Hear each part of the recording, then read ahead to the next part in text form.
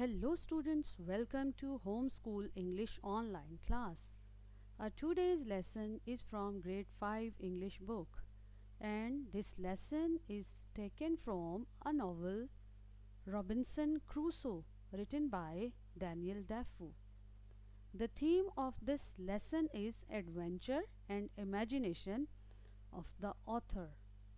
Objectives of this lesson are improve reading skills, you will learn new words, you will learn the pronunciation of new words, you will enhance your vocabulary, you will understand how to study the English literature. Before we start reading of the story, here are some difficult words with their meanings. Ammunition, bullets, shells, missiles, and other things used as weapons. Course, route, way, gigantic, huge, very large or tall. Hurricane, a severe tropical storm. Mast, a vertical pole that supports the sails on a ship. Overboard, over the side of a ship and into the water. Resolved, set on a particular course of action. Decided. Stockade, a tall fence or enclosure made of wooden posts to make out enemies. Tornado, a destructive funnel-shaped rotating column of air. A windstorm. Vessel, a ship, violent, using physical force to cause hurt or damage. Voyage, a journey by sea or air, especially one to a distant place. Here is a brief introduction of the author and the novel. Robinson Crusoe is the name of a book by Daniel Defoe. Daniel Defoe was born in 1660. His father was a butcher, and Daniel Defoe worked at a number of trades before he started to write at the age of 40. He wrote poems and occasionally wrote criticisms of the government. Sometimes he was sent to prison. When he was nearly 60, he wrote the story of Robinson Crusoe. It was a great success and has been popular with children ever since. It is the first great English novel. In this short piece from the book, Robinson Crusoe tells us how he became shipwrecked. Here we will start reading of the story. We started off on our voyage in good weather, although it was very hot. After about 12 days, however, a violent tornado came from the north. The waves rose high, the skies were black, and the wind howled through the sails. Two members of the crew were washed overboard, and after a day or two the ship began to leak. We changed our course and sailed out of the hurricane, but the next day a second terrible storm attacked us. We could see the shore of some unknown land, but the sea was very rough. The rain dashed down, and we were afraid to approach close to the land. Our only hope was to clamber into a small boat and try to row to the shore. Four of us managed to get the boat into the sea, and we jumped into it. We rowed with all our might, but the waves were like mountains. We struggled on, but at last a gigantic wave, greater than all the others, hurled our little boat into the air, and it sank beneath us. I'm a good swimmer, and for an hour and a half I battled into that stormy sea. As I caught high of the coast, A huge wave would lift me up and carry me out to the sea again. I tried to reach the shore again and again, and I was thrown away by the raging seas again and again. At last, I was hurled towards the shore and fell down exhausted on the sand.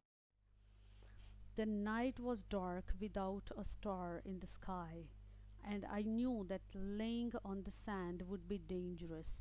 I crawled away from the sea as fast as I could and came to some bushes and trees. I didn't know what wild animals there would be in the forest, so I climbed up one of the trees and made myself comfortable between two great branches. There I slept the night as well as I could. In the morning I looked out across the sea, and there was our ship. A quarter of a mile away from the shore, I came down the tree and found a stream where I drank some of the cool fresh water. I lay down and slept again. The sun was high in the sky. When I woke up, I resolved to go out to the ship and to try and bring back some things which would be useful to me on the island. I plunged into the sea and made for the ship. At last, after a hard swim, I managed to reach it and discovered a rope hanging over the side. With great difficulty, I pulled myself up the rope and reached the deck. The storm had damaged everything. There were broken masts and torn sails and pieces of rope all over the ship. I went down into the cabins and found an axe. On deck again, I cut the mast and ropes and made myself a small raft. I managed to get this raft into the sea and tie it to the vessel with a rope. I found some of the seamen's boxes on board and filled them with stores, bread, rice, and cheese. All these I piled on the raft, and having found a broken or I cast off from the vessel and started for the shore. When I reached the sand, I carried the things up onto the dry land. The next morning, I walked along the shore and up a little hill. From there, I could see that I was on an island. I was a prisoner without a friend in the world. There was no one living on the island but wild beasts. The next day I went back across the sea and brought more stores from the ship. Every day I toiled. I brought tools, wood, rope, nails, sails, and clothes, guns and ammunition, and sugar and flour and bread. In one of the wooden boxes I found gold and silver coins. The sunshine made them sparkle. "What use are you to me?" I asked. "Everyone in the world desires you but me." When I got back to my island, I noticed that the sky was black. Great clouds rolled up from the west, and the rain poured down. I saw the ship out at sea rise and then sink beneath a huge wave. From my house I found some wild goats. I was just about to shoot one when I saw at my feet a baby goat. I picked it up and carried it home with me. In a few days it became quite tame, and after that it never left my sight. After a year or two on the island, I decided to make a small boat.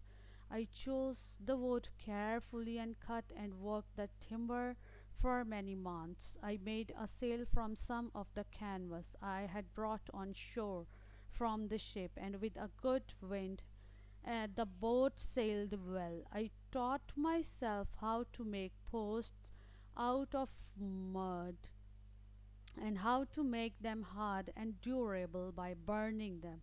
I grew some corn and rice and also some wheat, and I taught myself to make bread. My life on the island was a happy one. I had a good house, plenty to eat, and plenty of work to do. One day I was walking along the seashore thinking about my home across the seas when I suddenly looked down. There on the sand in front of me was a clear footprint. It was not mine, but the footprint of another man.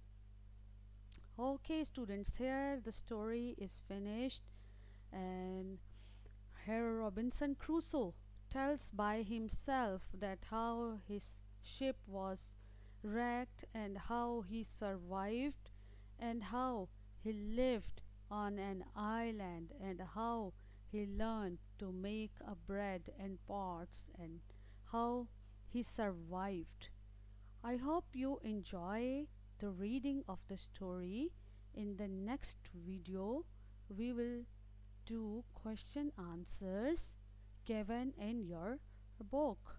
Subscribe to this channel and see you in the next video.